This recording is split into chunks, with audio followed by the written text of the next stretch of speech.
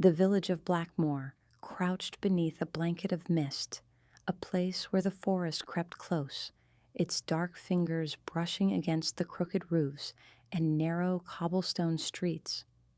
Within this village, among the whispered fears and muted disdain, lived Seraphine Dusk, a widow whose name had become a curse upon the lips of the townsfolk.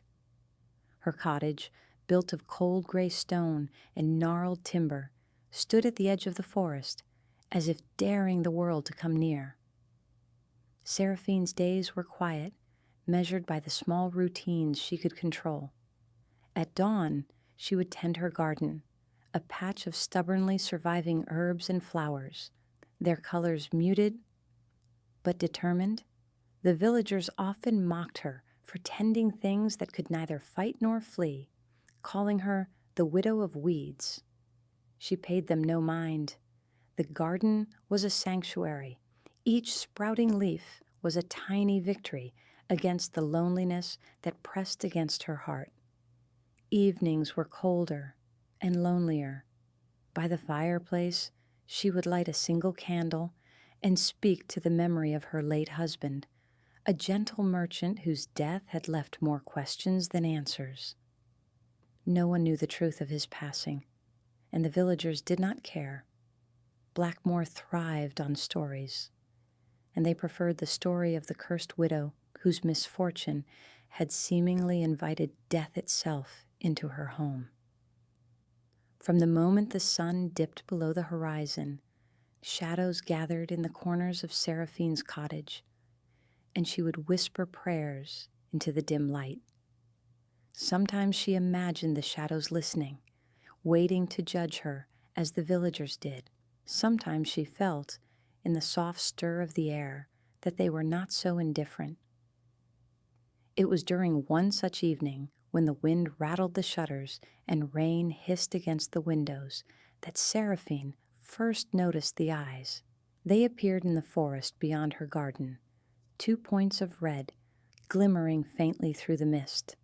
She paused, a brush of unease running down her spine, but said nothing. The eyes vanished as quickly as they had appeared, leaving only the whispering of the wind through the trees. Life in Blackmore had taught her caution, and she knew better than to investigate shadows alone. Yet, that night, sleep did not come. She sat by the fire, staring into its trembling light, wondering what force dared watch her so closely. The following days brought their own subtle cruelties. Thaddeus Bain, the blacksmith and self-appointed judge of morality in the village, found delight in mocking Seraphine. He would lean against his forge and shout as she passed the square, "Careful, Widow Dusk. The shadows might take you too, now that even the forest fears your presence." Other villagers would laugh, some nervously, as if their laughter might shield them from the darkness they suspected in her. Children hid behind their mothers, but their wide eyes followed Seraphine, a mix of curiosity and terror, reflecting the fear ingrained by generations. Yet Seraphine did not falter. She carried herself with quiet dignity, moving through her days like a ghost who had learned to survive amidst the living. She would go to the market, buy only what she needed, and return swiftly to the solace of her home. One afternoon, as she returned from the market carrying a small basket of provisions, she noticed Thaddeus Bain leaning lazily against a wall, his arms crossed and his gaze sharp. "Well, Widow Dusk," he called out, his voice carrying across the narrow street, "I hope the forest doesn't claim you today." "It might grow jealous of how the dead keep company with you." Seraphine kept her eyes forward, ignoring him, but inside, a flicker of anger warmed her chest. Not for herself, she had grown accustomed to their cruelty, but for the injustice of a world that would sneer at grief and loneliness, turning it into spectacle. Night after night, she would sit by her fire, the mist curling against the windows, and wonder if anything in this world would ever reach her beyond the scorn of the villagers. She had no friends, no confidants, no warmth but that which she conjured from within herself. Then came the storm. The wind tore through the village like a living thing, howling and shrieking through the narrow streets. Rain lashed at the roofs, at the crooked chimneys, and at the forest edge where Seraphine's garden clung stubbornly to life. Something else, though, stirred beneath the roar of the storm, a faint, strangled sound that carried over the wind and the rain. At first, Seraphine thought it was an animal, a creature caught in the wrath of the storm. But the sound persisted, muffled and uneven, like the gasping of a human caught in mortal peril. Her heart quickened, and against every instinct of caution, she followed the sound through the mud and the darkened woods. The branches clawed at her cloak, the rain soaked through her skirts, and yet she pressed on, driven by a force she could not name. There, half buried beneath a fallen branch near the riverbank, she saw him. A man, or something resembling a man, lay in the mud. His skin was pale, almost luminous against the darkness, and his eyes glimmered with a red light that seemed unnatural, terrifying, yet hypnotic. He breathed faintly, but it was clear he would not survive the night without help. Seraphine knelt beside him, shaking off the water from her hair, and lifted the branch. It was heavier than she expected, but necessity lent her strength. Once free, she pressed her hands against the wound in his chest, murmuring words of comfort she barely knew she believed. She lifted him carefully, carrying him toward her cottage, each step heavier than the last. The rain continued its assault, as if the heavens themselves resented her intrusion into this darkness. By the time she reached her doorstep, the stranger's breathing was shallow. Labored, she pushed the door open, setting him gently upon the rug before the hearth, and quickly lit the fireplace. Flames licked the damp air, and the heat brought color back to his cheeks, or what little there was. As she worked, cleaning the mud and blood from his wounds, wrapping his arms and offering him warm broth, she could not ignore the strange aura that clung to him. He was not an ordinary man. The energy radiating from him was cold, magnetic, almost impossible to ignore. And yet her heart, long hardened by grief and isolation, felt something unexpected, compassion, fierce and immediate. He stirred, opening his eyes slowly. They were deep red, glowing faintly in the candlelight. His gaze locked on hers, and for a moment the world seemed to narrow to just the two of them. You saved me," he whispered, his voice low, almost a growl, yet smooth as silk. Few would. Seraphine could only nod, unsure of what else to say. Fear tugged at her edges, but it was tempered by the knowledge that she could not abandon him.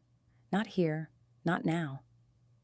Outside, the storm raged on, but within the cottage, the air shifted, heavy with a presence that was at once terrifying and intoxicating. And so it began. The following morning, the storm had passed, leaving Blackmore damp and shrouded in fog. Seraphine moved through her cottage with practiced care, checking on her mysterious guest. Evander Noctis was still weak, lying on a pallet near the fire. His chest rose and fell with slow, deliberate breaths, but the crimson gleam in his eyes had faded for now, replaced by a pallid stillness. She knelt beside him, brushing the damp strands of hair from his forehead. "You must rest," she murmured. "You've endured more than most living men ever will." He shifted, faintly, his gaze meeting hers again. Though pale and gaunt, there was a power in him that made the air feel heavier, almost electric. "You do not fear me," he said, voice softer now, a trace of curiosity threading through it. "Why?" Seraphine paused. Many times she had been feared, scorned, or dismissed by the people of Blackmore. Even Thaddeus Bane, with his blacksmith's muscles and sharp tongue, had never failed to mock her. And yet, in front of this stranger, she felt nothing. No fear, only the quiet compulsion to care for him. "I have no reason to fear a dying man," she said simply, offering him the last of the warm broth. He smiled faintly, an unsettling curl of lips that seemed almost too sharp, too deliberate. "Dying?" His voice carried an edge of amusement, though it was restrained. "No, I am far from dying." The words sent a shiver down her spine, yet Seraphine refused to let the unease take hold. She tended him patiently over the next several days, changing bandages, offering nourishment, and lighting candles against the long shadows that seemed drawn to him. During these moments, she discovered that Evander Noctis possessed knowledge beyond that of ordinary men.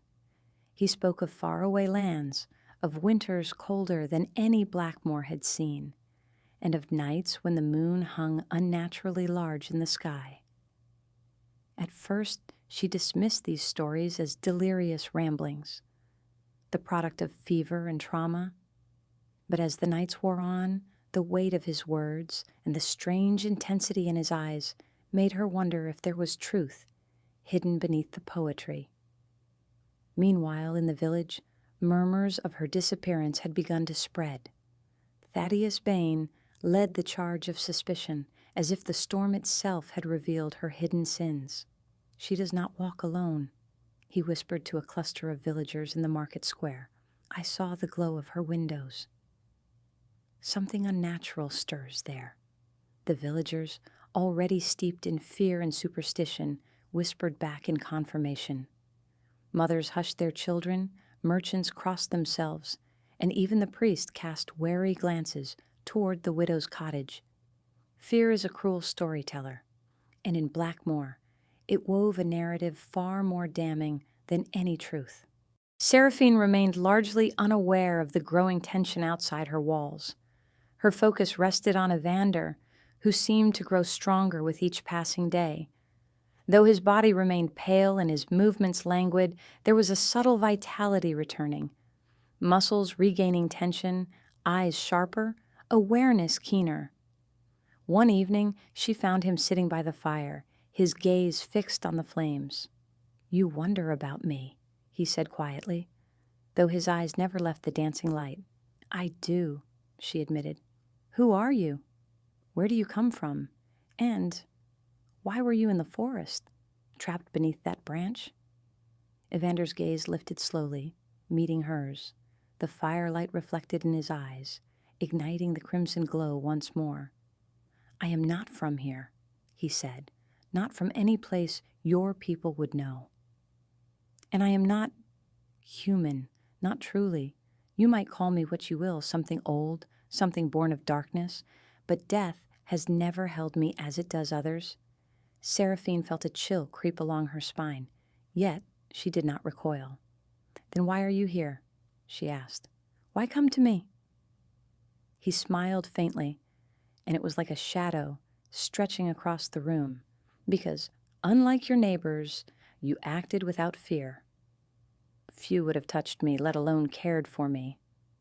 You are rare, Seraphine Dusk, and rare things deserve protection." She swallowed hard, the weight of his words pressing against her chest. There was something intoxicating about him, something both terrible and alluring. Yet despite the danger he represented, she felt a strange, undeniable bond forming between them. The nights grew darker as weeks passed. Evander began moving through the cottage with more purpose, examining its walls, its windows, its very structure, as if he were claiming it without permission. Seraphine, despite herself, did not resist. Outside, the village's unease deepened. Livestock fell ill without explanation, crops withered unnaturally, and strange cries echoed from the forest at twilight.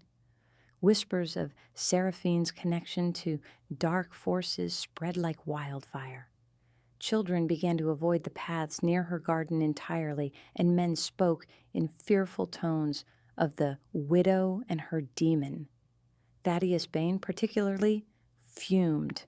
One night, he approached the edge of her property with a torch in hand, his hammer strapped to his back. "I will see what demon walks in her halls," he muttered to himself, "and if it dares harm her, it will feel steel." But as he stepped into the foggy perimeter of her garden, he froze. There, in the mist, a figure moved, tall, impossibly still, yet radiating a presence that seemed to bend the air itself.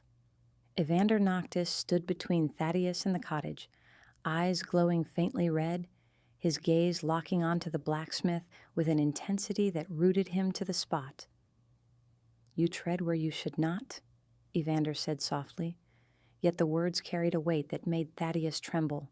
"Turn back, lest you wish to invite consequences you cannot imagine." Thaddeus swallowed hard, every instinct screaming at him to flee. Slowly he backed away, his torch flickering in the fog. He left without a word, though the fear in his eyes was unmistakable. That night, the villagers spoke in hushed tones of the darkness that protected the widow, and the air in Blackmoor shifted. Inside her cottage, Seraphine sat beside the fire, watching Evander as he stood by the window, looking into the night. The bond between them had grown unspoken, tethered by trust, fear, and a shared secret. She did not fully understand him, nor did she know the true extent of the darkness he carried, but she felt, deep in her bones, that her life, and perhaps her soul, was now entwined with his in ways she could not yet imagine. And as the wind moaned through the cracks of the old stone walls, carrying with it the distant whispers of fearful villagers, Seraphine Dusk realized that the solitude she had endured for so long was over. The storm that had brought Evander to her had also brought a presence that would change everything, forever. The nights in Blackmoor grew longer as the days passed, the fog curling through the streets like a living thing. Seraphine Dusk moved quietly through her cottage, now accustomed to Evander's presence. He no longer lay weak upon the pallet by the fire, but instead paced the room with a silent grace, his movements deliberate and almost hypnotic. Sometimes she caught him standing near the window, gazing into the forest with eyes that glowed faintly red, and she wondered what secrets the darkness held for him. He spoke little of his past, revealing only fragments, hints of lands with winters so cold that men froze beneath the sky, of cities forgotten by time, and of nights when the moon hung impossibly large, casting silver over the world like a ghostly hand. "Where do you come from?" she asked one evening, as she handed him a bowl of broth. Evander accepted it with a quiet grace, his gaze following the firelight as though it contained some hidden truth. "From places your people would call myths," he said softly. "I have walked centuries that none of your kind can comprehend. And yet, I am still here now because of you." Seraphine felt a chill at his words, but she did not flinch. She had spent years alone, feared and mocked by villagers like Thaddeus Bane, who now stalked through the streets with suspicion in his eyes, ever vigilant for a chance to confront her. And yet, with Evander, fear felt distant, almost irrelevant. Days passed, and the village's unease deepened. Livestock sickened with no explanation, fields that had once flourished wilted, and strange cries rose from the forest at twilight. The villagers whispered more fiercely, blaming Seraphine for every misfortune. Mothers clutched their children tightly, merchants crossed themselves when her shadow passed, and Thaddeus Bane's mutterings became more open, more dangerous. "You have cursed this place," he said to a small group of villagers one evening, his voice hard as iron, "and I will not allow it to continue. That woman harbors a demon. Mark my words. Tonight, I will see it for myself." That night, Seraphine tended to the fire as Evander moved silently through the cottage. He had begun to speak more freely, revealing subtle hints of his true nature. His senses were sharper than any human's, his strength unimaginable, and his presence commanded the air in a way that Seraphine could feel pressing against her skin. "You wonder why the villagers fear me," he said softly, as though reading her thoughts.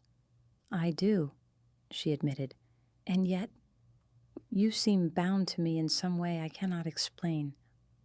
Evander's eyes glimmered red in the firelight, and a faint smile curved his lips. "I am bound to those who show me mercy," he said. "And you, Seraphine Dusk, have shown me more than that. You have saved me. That is a debt I cannot repay with words alone." Seraphine felt a strange warmth, a mixture of fear and fascination. She did not fully understand him, nor did she know the limits of his power. Yet there was an undeniable draw, a magnetism that pulled her closer to the edge of something both terrifying and exhilarating. Outside, Thaddeus Bane crept through the fog, torch in hand, hammer strapped across his back. His heart raced with a mixture of anger and fear, and every instinct screamed at him that he was about to confront a force far beyond his understanding. When he reached the edge of her garden, he froze.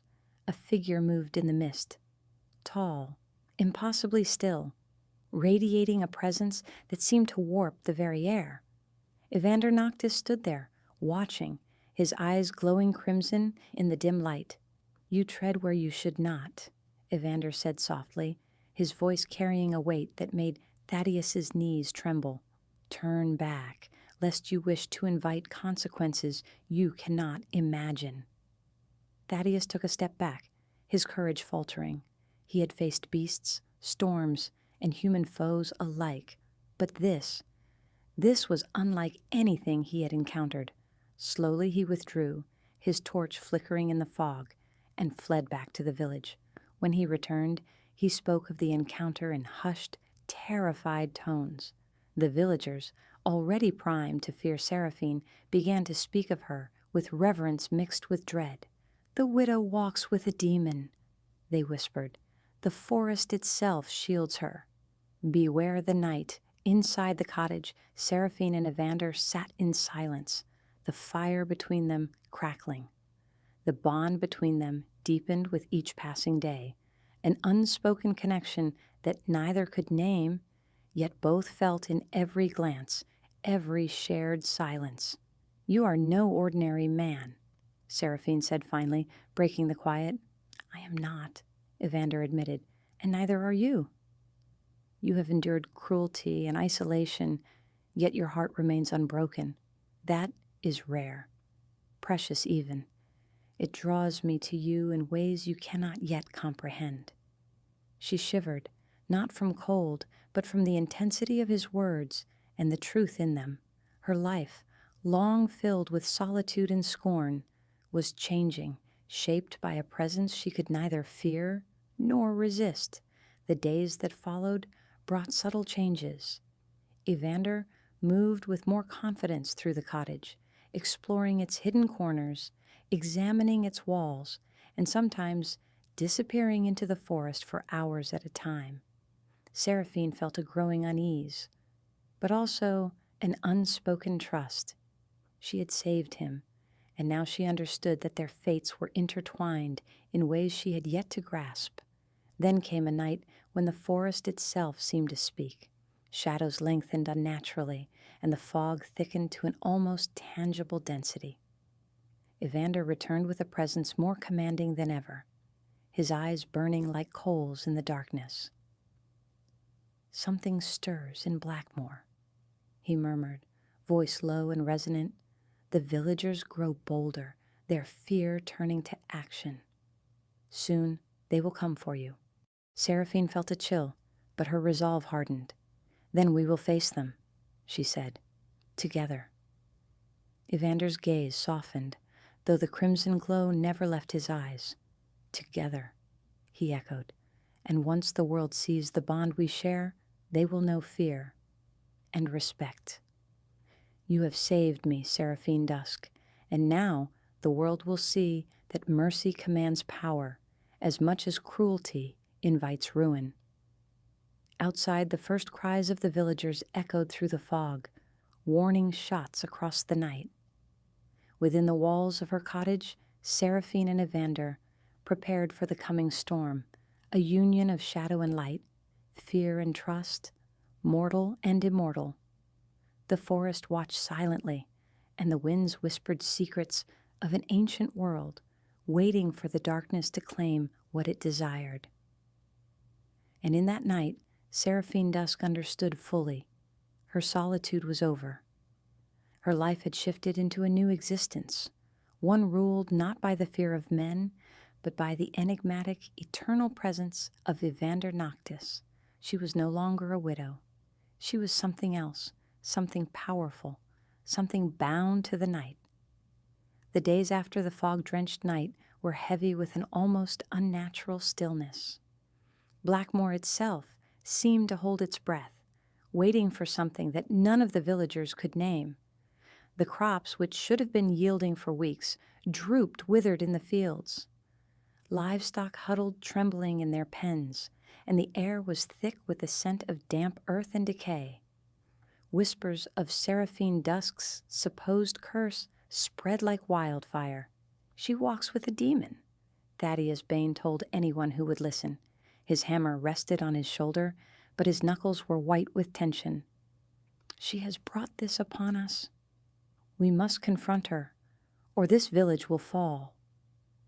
The villagers murmured assent, fear lending their words strength. Mothers clutched their children, men sharpened knives and swords, and the priest muttered prayers beneath his breath. They would confront her together, believing numbers could protect them from the darkness they suspected.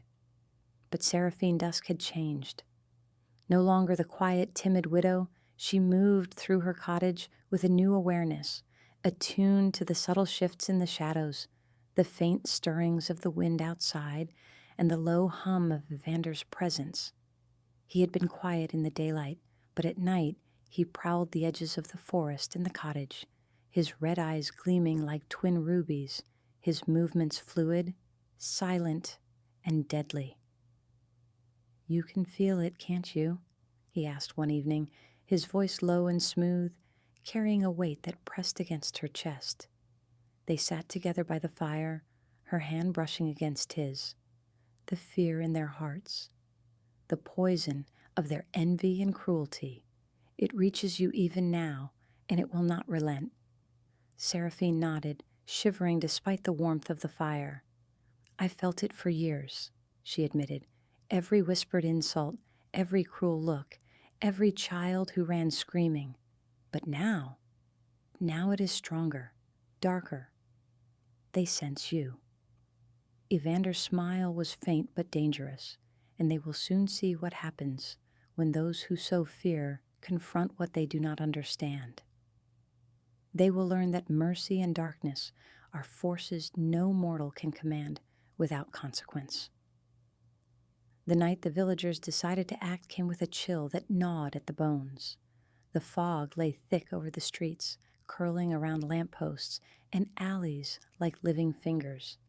Torches flickered as the villagers gathered near her cottage, Thaddeus Bane at their forefront, eyes burning with righteous fury.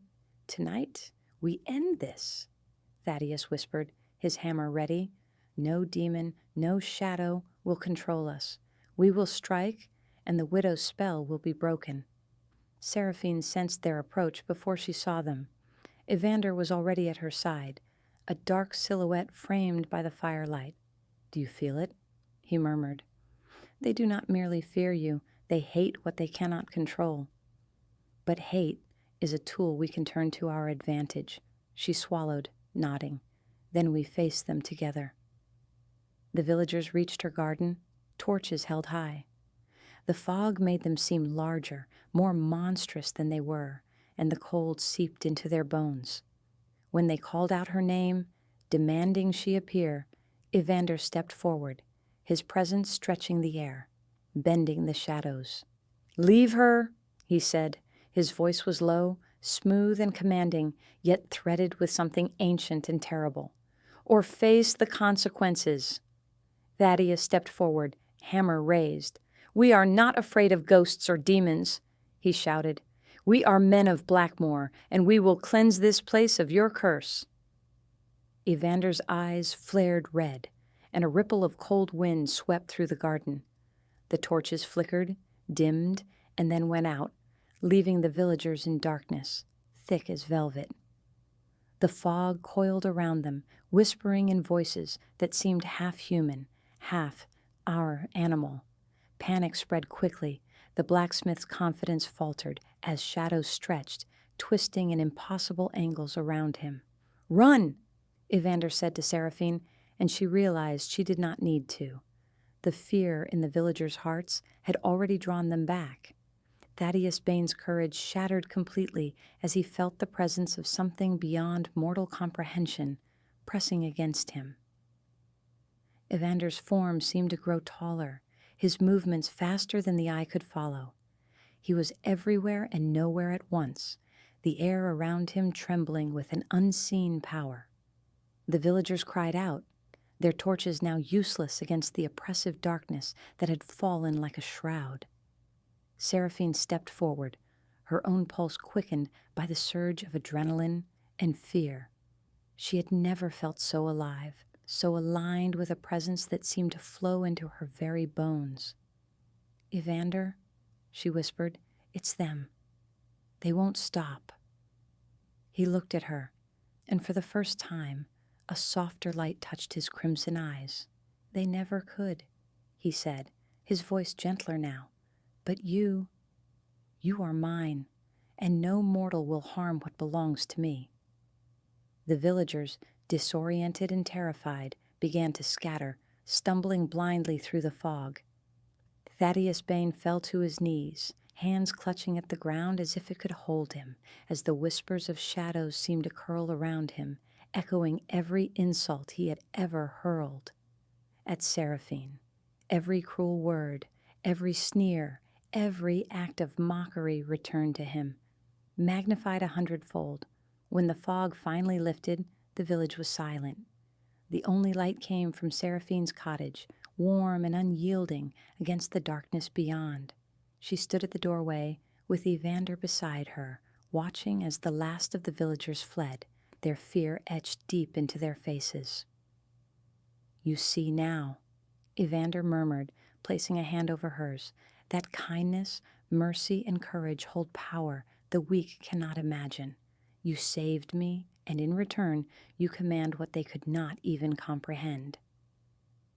Seraphine's heart swelled with a mix of fear and exhilaration. She understood fully that her life had changed irrevocably. No longer the lonely widow, she was something new, something stronger, bound to a force older and darker than Blackmoor itself. Days passed, and the villagers did not return to her cottage. The rumors grew wilder, more terrifying, tales of red eyes in the fog, whispers carried by the wind, and the widow who walked with a demon that could bend shadows to its will. Those who dared cross paths with her afterward either fled in terror or spoke of her with reverence, finally understanding the cost of cruelty. Seraphine and Evander moved within the cottage like two halves of a single shadowed entity, their bond deepening with each day. He taught her the subtle ways to sense the forest, to read the whispers of the night, and to channel the latent power that now flowed between them. "You are stronger than you realize," Evander said one evening, tracing a finger along her cheek. "And this strength, this connection we share, is not merely survival. It is legacy. You are mine, Seraphine Dusk, my queen in a world that has never understood either of us." She shivered at his words, the firelight reflecting in her eyes. She did not fear the eternity he offered. She welcomed it. Her loneliness was gone, replaced by a bond that transcended mortality, darkness, and fear. And so, under the ever-watchful fog of Blackmoor, Seraphine Dusk embraced her new existence. She was no longer merely the widow mocked by the village. She was the queen beside a force that commanded both shadows and hearts. Evander Noctis had claimed her, and the world, mortal and fragile, had been forced to bend before the union of darkness and mercy. The forest whispered in approval, the wind carried the echoes of the villagers' terror, and the night itself seemed to stretch, bending to the will of those who had dared defy fear. Seraphine Dusk was no longer alone. She was eternal, bound to Evander, and feared and revered by all who dwelled in Blackmoor. The days after the villagers' flight were eerily quiet.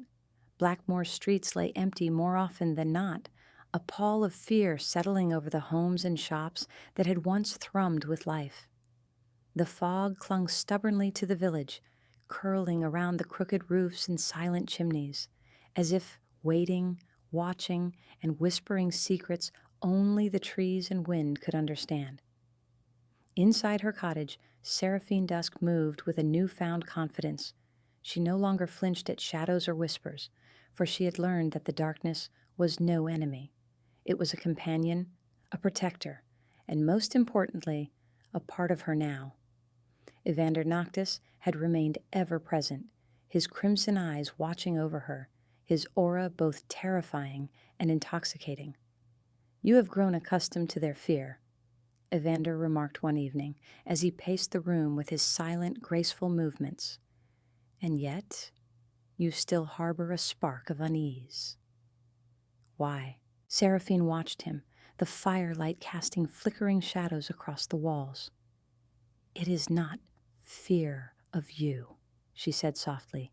"It is the remnants of a world that cannot understand us."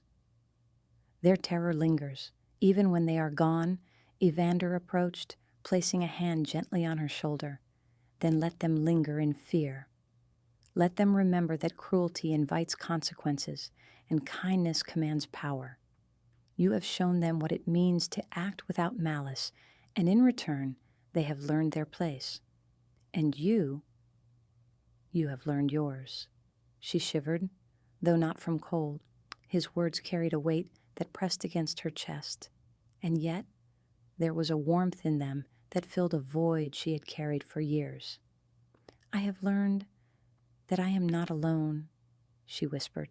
"No," Evander said, his crimson gaze softening just slightly. "You are never alone again." The days that followed were filled with a quiet, almost domestic rhythm, but one tinged with shadows. Evander moved through the cottage with a purpose, exploring its hidden corners, studying the forest beyond, and teaching Seraphine the subtle arts of perception and power that he possessed. She learned to sense the life within the trees, to hear the faint stirrings of creatures in the dark, and to understand the language of the night itself. And through it all, their bond deepened, not merely as protector and saved, but as companions entwined by fate and circumstance. Evander's touch became a tether, his gaze a mirror to her own hidden strength. Each night, as the fog rolled across the village, Seraphine felt herself drawn ever closer to him, a connection that transcended mortal understanding. Outside, Blackmoor remained a village of fear. Those who had fled told tales of red eyes glowing in the fog, of shadows that moved with intent, and of the widow who now walked with a being beyond comprehension. Traders avoided the village, and travelers whispered of its cursed nature, leaving the streets silent and the air heavy with dread. Yet within this silence, Seraphine thrived. She tended her garden, now thriving in ways it never had before, as if the presence of Evander and the darkness itself nourished it. Cats and other creatures, previously timid, now lingered near her door, sensing the power that cloaked the cottage in a protective aura. One evening, Evander stood at the edge of the forest, his figure framed by the dying light of the setting sun. Seraphine approached, feeling the pull of his presence even before she reached him. "The village will never understand us," he said softly, his gaze fixed on the distant homes shrouded in fog. But it does not matter. We have each other, and that is enough. Their fear is a shield, their hatred irrelevant. Seraphine rested a hand on his chest, feeling the steady, unnaturally strong beat of his heart, or whatever substitute for life pulsed within him. I understand now, she said, and I am no longer afraid. Of them, of you, or of myself. He smiled, a shadow of something dark and eternal curling on his lips. Then you are mine, truly. Not as a widow, not as a mortal lost in their world, but as my queen, and together we will command the night as it has always been meant to be. Their nights were filled with whispered conversations and the slow, intimate learning of one another. Evander spoke of centuries past, of kingdoms fallen to dust, and of nights when he had walked alone beneath moons brighter than any memory could hold. Seraphine shared her own griefs and hopes, the loneliness she had endured, and the fleeting moments of courage that had sustained her. It was a union of shadow and light, fear and trust, mortality and eternity, and as the fog curled around the cottage each night, the two of them moved together through its folds, understanding that they were bound in ways that could not be broken by time, fear, or even death. Yet, even in this newfound power, Seraphine felt the pull of compassion, a reminder of her humanity. One night, she ventured to the edge of the forest, where a small child had been lost the previous week. The villagers had abandoned hope of finding him. Seraphine, with Evander at her side, followed the subtle sounds of distress. In the shadow of an ancient oak, they found the child, shivering and alone. Evander's presence had been enough to keep him safe from the creatures that lurked nearby, and Seraphine lifted him, soothing his tears. The moment was fleeting, yet profound. It reminded her that power without mercy was meaningless, and that darkness could coexist with the human touch that had always defined her. As they returned to the cottage, the fog seemed to part for them, almost reverently, and the forest whispered with approval. Evander's crimson gaze softened as he looked at her. "You are more than I imagined," he said. "Your heart is unbroken, yet tempered. That is rare, even among mortals, and rare things deserve eternity." Seraphine met his gaze, her own eyes reflecting the firelight. "Then eternity is ours," she said, "together." From that night onward, the cottage at the edge of Blackmoor became a beacon of shadowed power. The villagers dared not approach, for stories of red eyes in the fog and whispered voices in the wind kept them at bay. Thaddeus Bane had vanished from the streets entirely. A broken man haunted by the memory of the night, he confronted something beyond mortal comprehension.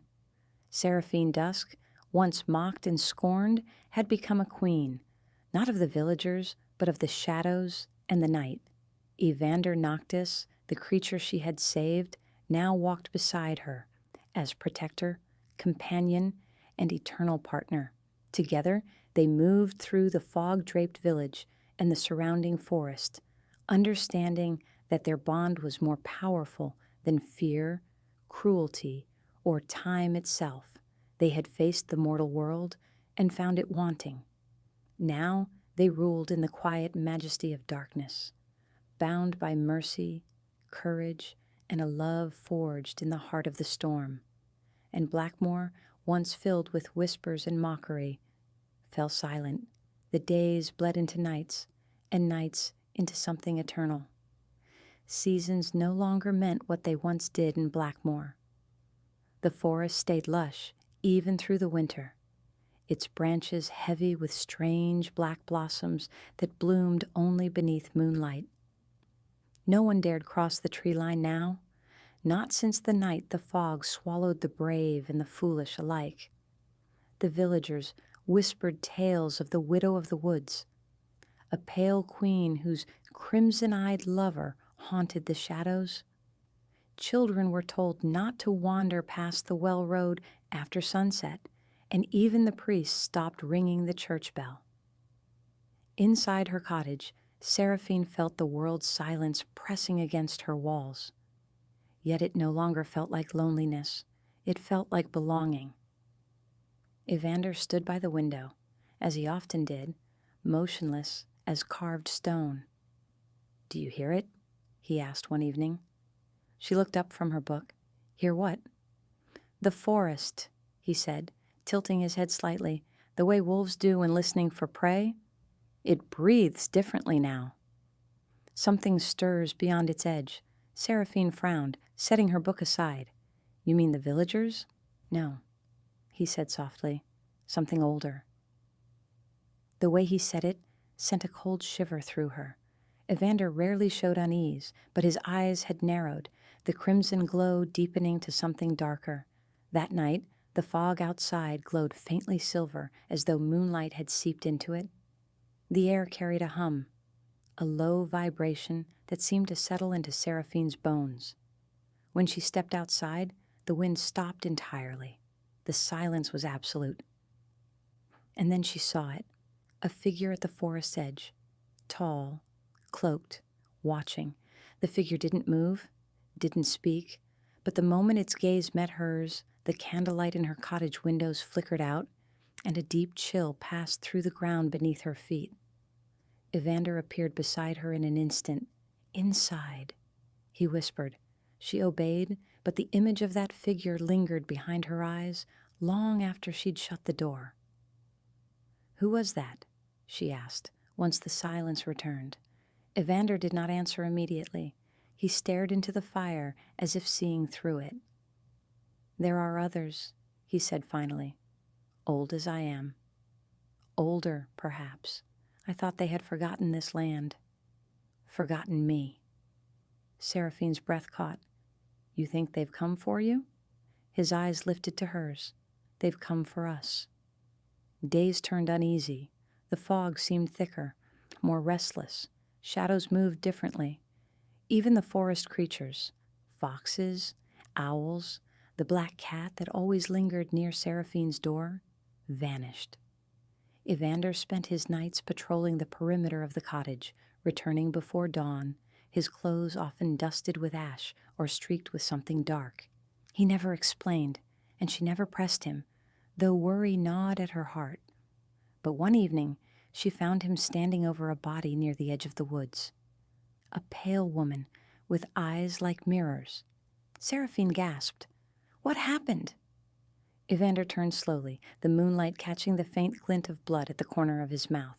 "She came to test me," he said, "an envoy from the old bloodlines. They want me to return." "Return?" His expression darkened. "I was part of a court once, a kingdom of night that ruled unseen. I left when their thirst became endless, when compassion became weakness." Seraphine's heart twisted. "And now they know you've found something they can't understand." He looked at her, and she saw in his eyes both love and the sorrow of ages. "They will not understand you, Seraphine. To them, you are an aberration, a mortal who held the trust of a creature who should have none." She stepped closer. "Then they will have to learn." Evander's lips curved faintly. "You would stand against them?" "I stood against an entire village," she said, voice steady. "What are a few ghosts to me now?" A rare smile touched his lips, though it held no joy. "You truly are mine." The confrontation came on the third night after that. The moon was full, swollen, and red like a bleeding wound. From the woods came shapes, silent, gliding, unnatural. They emerged one by one, their eyes gleaming with the same crimson fire that burned in Evander's. There were 7 of them. The one in front, tall and regal, spoke first. "Evander Noctis," the voice rasped, ancient and echoing. "You broke the covenant. You consort with the living. You let mortal weakness dull the edge of eternity." Evander stood before them, unmoving. "I chose mercy," he said, something you abandoned long ago." "Mercy!" the figure hissed, stepping closer. Its face was thin as parchment, lips blackened, fangs long and gleaming. "You call it mercy to chain yourself to flesh and blood? You've forgotten what we are." Evander's gaze did not falter. "I remember exactly what we are." "That is why I left the creature's eyes flicked to Seraphine. And this fragile thing, you'd risk eternity for her? She saved me," Evander said quietly, "and through her I remembered that eternity means nothing without meaning." The air crackled, thick with unseen power. The other figures shifted, restless. "Then she dies," the leader snarled. In that instant, everything happened at once. The wind roared. The fire in Seraphine's cottage flared, bursting through the windows in tendrils of flame. Evander moved faster than lightning, intercepting the creature's strike. Claws and teeth met flesh and shadow. The night itself screamed. Seraphine fell to her knees, blinded by light and darkness clashing as one. She heard Evander's voice, low, furious, inhuman. She saw flashes of red and silver, the ground trembling as if the forest itself recoiled. And then silence. When the fog cleared, Evander stood alone, his body trembling, his breath ragged. Around him, nothing remained of the attackers but ashes, their forms scattered to the wind. Seraphine rushed to him. "Evander!" He turned, his face pale as bone, eyes dimming. "It is done," he whispered. "But the cost." She caught him as he collapsed. His skin was cold, too cold even for him. She held him close, her tears falling onto his chest. "You saved me," she said. "You always do." He smiled faintly. "No, Seraphine. You saved me." The fire in his eyes flickered once more, and then went out. For 3 days the fog did not lift. The forest wept. The cottage fell silent. Seraphine did not move from his side. She kept him there, wrapped in linen, whispering to him as if he could still hear. The villagers said the widow had finally gone mad, talking to a corpse in the woods. None dared approach, but on the 4th night the moon rose blood-red again, and as its light touched the cottage window, Evander's eyes opened, not crimson, not black, but silver, soft, luminous, and alive. Seraphine gasped, tears flooding her eyes. "Evander?" He reached for her hand, his touch warm for the first time.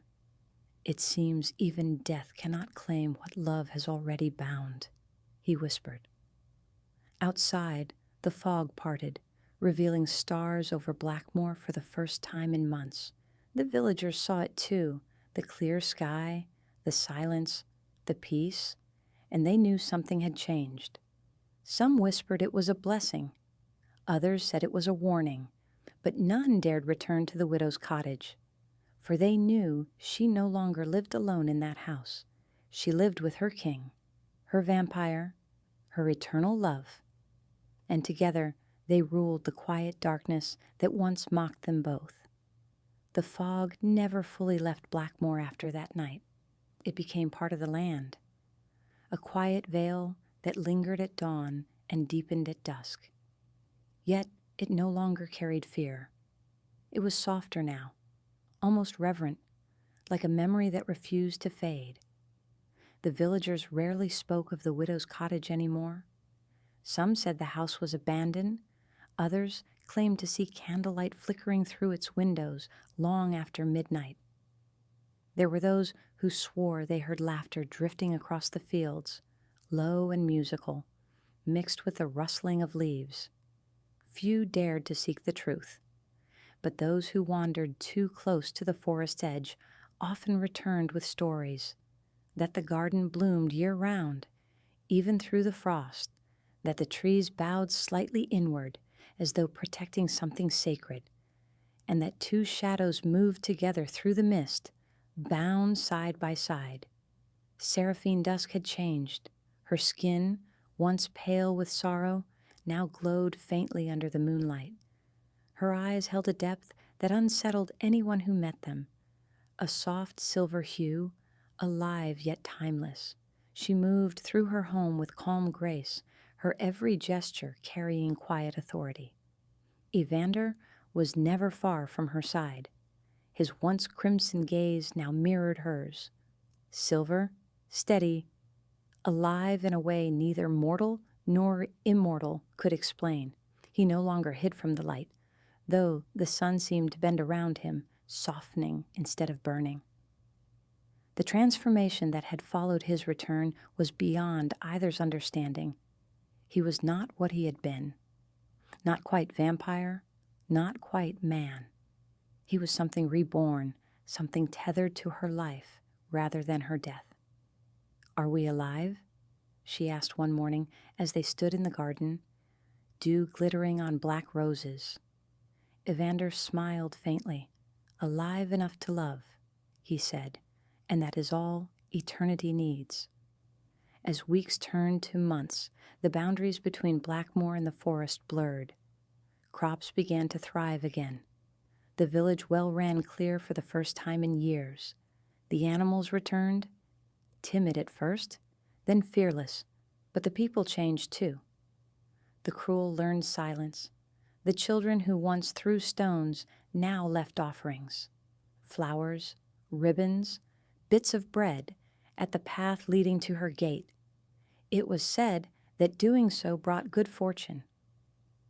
Seraphine watched from her window as life slowly returned to the world beyond her home. Her heart ached with quiet gratitude. "Do you miss them?" Evander asked one night, tracing the rim of his glass, the liquid within dark as ink. She hesitated. "Sometimes. Not their cruelty, but the sound of voices, the feeling of being seen." He leaned closer, his voice low. "You are seen. Every shadow knows your name now. Every whisper carries your story. You are remembered more deeply than any of them could imagine." She smiled faintly. "And you?" He looked away for a moment, as if searching the fog beyond the window. "I thought I was endless before I met you," he said, "but I was only empty. Eternity without meaning is no different than death." His hand found hers, and for a long while they sat in silence, two beings who had defied both heaven and hell, neither fully belonging to the world they'd saved nor the darkness they'd conquered. One winter night, years later, a faint knock came at the cottage door. Seraphine opened it to find a boy, no more than 10, shivering, clutching a small injured bird. "Please," he whispered, eyes wide with both fear and hope. "They told me you can help." Seraphine knelt, taking the trembling creature gently into her hands. The boy's fear was clear, but so was his faith. Word of her kindness had spread through generations, reshaping what the village once believed. Evander watched from the doorway, silent, unreadable. She cupped her hands around the bird, closed her eyes, and breathed. The air shimmered faintly. The creature stirred, wings twitching, then took flight, vanishing into the moonlight. The boy gasped. "Thank you, my lady." She smiled softly. "Go home. Tell them not to fear the fog any more." He ran off, his laughter echoing down the hill, and Seraphine felt something she hadn't in years: peace. Evander stepped behind her, arms encircling her waist. "You could rule kingdoms with what you are," he murmured. "I don't want kingdoms," she said. "Only peace." "And you?" He pressed a kiss to her shoulder. "Then you have them both." Time flowed differently for them. Decades passed, then centuries, though neither aged. The world beyond Blackmoor changed. New towns rose, empires fell, languages shifted, but their world remained untouched. Travelers who stumbled upon the village often felt something inexplicable in the air, calm, heavy, almost holy. The locals called it the widow's blessing, and on nights when the moon hung low and silver, those who ventured too near the forest swore they saw them, a man and a woman walking side by side, their figures indistinct yet unmistakably together, bound by a glow that pulsed like a heartbeat through the mist. But even eternity holds memory.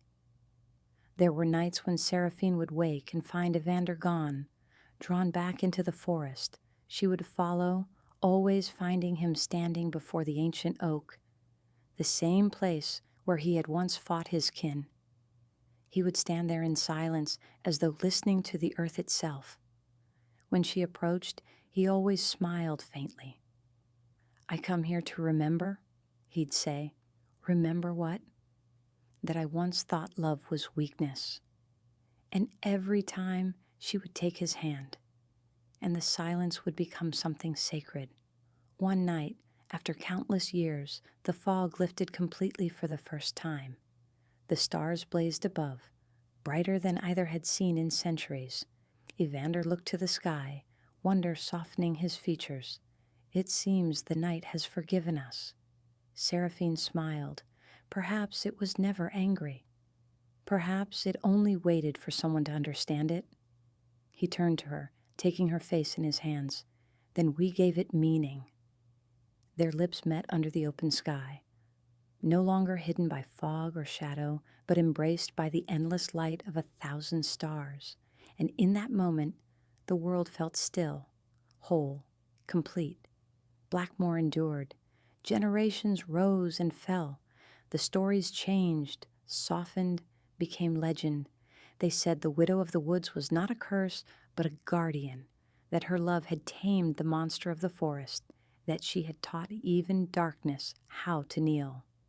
Her name became a prayer for those who suffered alone, for those mocked or scorned, for those who chose kindness even when the world gave them cruelty. And on quiet nights, when the fog returns to the valley, villagers still leave flowers by the forest's edge, black roses and white lilies, whispering her name with reverence. Seraphine Dusk, the widow who saved a vampire, the woman who became a queen, the heart that turned darkness into love. And somewhere deep in the woods, where the fog curls like silk and the night hums like a heartbeat, two figures still walk together, eternal, unseen, but never forgotten. Their laughter mingles with the wind, and their story lingers in every shadow that dares to love the light.